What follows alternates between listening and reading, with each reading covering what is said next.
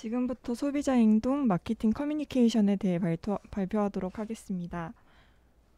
목차는 마케팅 커뮤니케이션이 무엇인지 살펴보고 마케팅 커뮤니케이션 수단과 과정 순으로 발표하겠습니다. 먼저 기업이 제품이나 서비스를 마케팅함에 있어 소비자에게 만족을 가져다 줄 수 있는 방향으로 제품 서비스를 개발, 가격 결정, 표적 고객들에게 쉽게 구입할 수 있도록 유통하는 것은 시장에서 성공하기 위한 기본 요건입니다. 기업은 기존 고객 또는 잠재 고객에게 자사의 제품 서비스나 기업 그 자체에 대해서 효과적이고 효율적으로 알릴 수 있어야 하는데 효과적인 의사 전달을 위해 기업은 광고 대행 업체로 자사 제품에 대한 광고를 개발하도록 하기도 하고 홍보 활동을 통해 기업 이미지 제고를 시도하기도 합니다. 또한 판매 촉진을 통해 중간 상인이나 최종 소비자들에게 동기를 부여하고 영업사원들을 교육시켜 소비자들에게 자사 제품에 관한 유용한 정보를 제공할 수 있도록 합니다.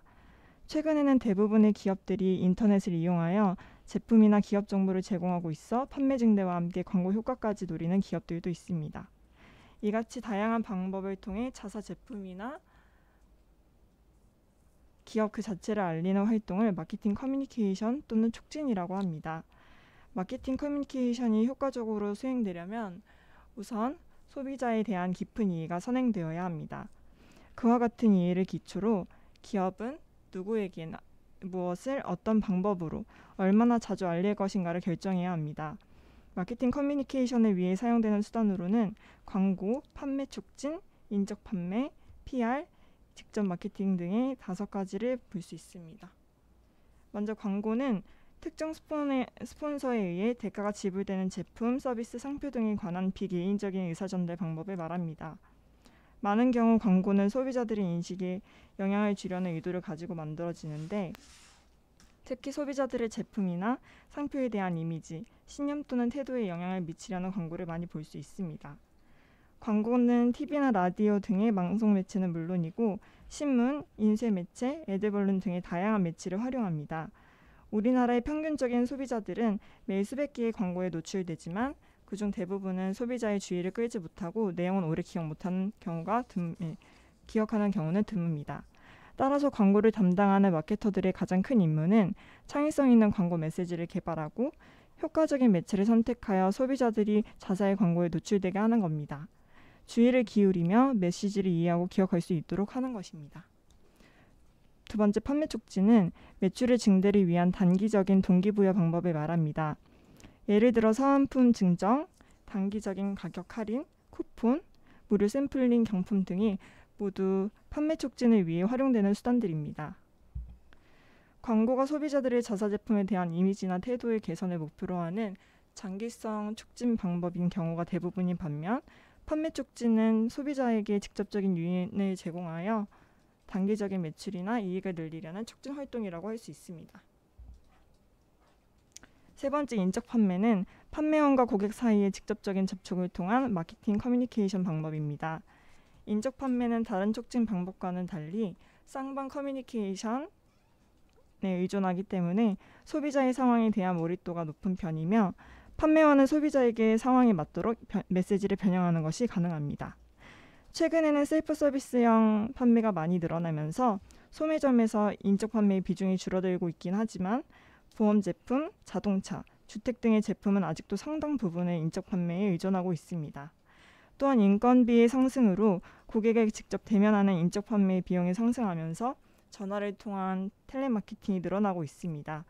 그러나 텔레마케팅 판매 사원을 활용한 촉진을 시행하고자 할 때 전통적인 판매 사원과 텔레마케팅 판매 사원이 담당하는 업무는 그 성격이나 효과 면에서 전혀 다른 촉진 활동이라는 것을 염두에 두어야 합니다. 표를 보시면 이런 차이점이 있습니다.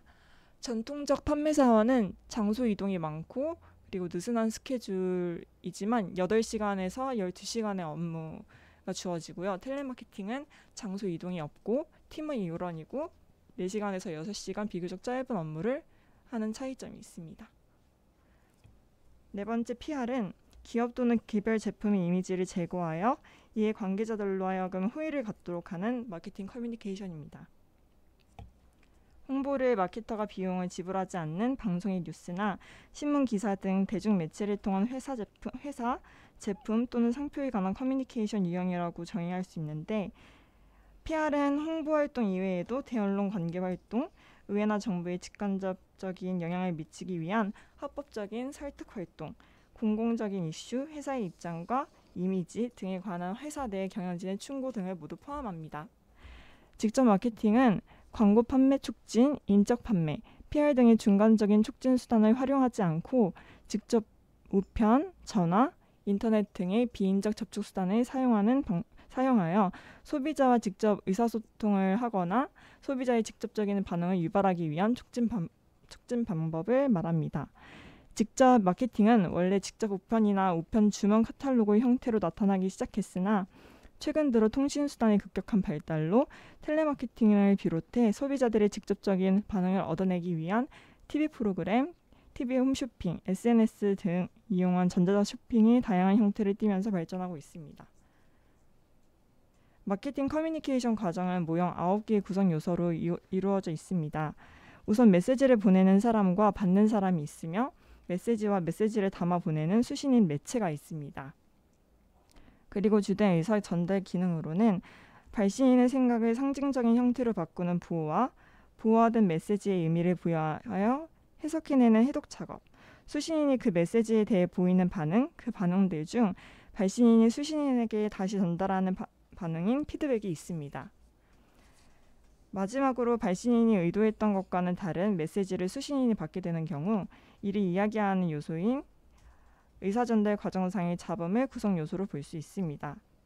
그림에서 볼 수 있듯이 발신인이 보내는 메시지가 효과적이기 위해서는 먼저 누구에게 메시지를 전달하고 싶고 그들로부터 어떤 반응을 얻기 원하는지에 대해 명확히 말할 필요가 있습니다. 그런 후에 발신인은 수신인이 보통 어떤 방식으로 메시지를 해독하는지를 고려하여 기술적으로 메시지를 부호화해야 합니다. 그리고 나서 발신인은 표적 청중을 효율적으로 만날 수 있는 매체를 통해 메시지를 보내며 수신인의 메시지에 대한 반응을 얻을 수 있도록 피드백 채널을 확보해야 합니다. 커뮤니케이션 과정을 둘러싸고 있는 환경에서는 다양한 양의 잡음이 존재하는데 소비자들은 그들이 선택해서 주의를 기울이는 메시지를 제외하고도 수백 개에 달하는 상업적 메시지를 접하게 됩니다.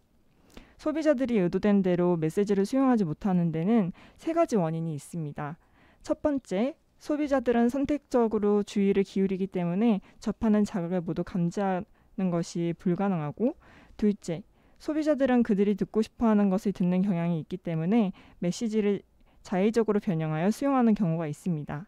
셋째, 소비자들은 그들의 장기 기억의 장치 속에 그들이 접하는 메시지들 중 일부만을 간직할 뿐만 아니라 정보를 검색해내는데도 선택적으로 검색해내는 경향이 있기 때문에 노출된 정보들 중 일부만을 기억하기 때문에 의도된 메시지를 수용하지 못하는 것이죠.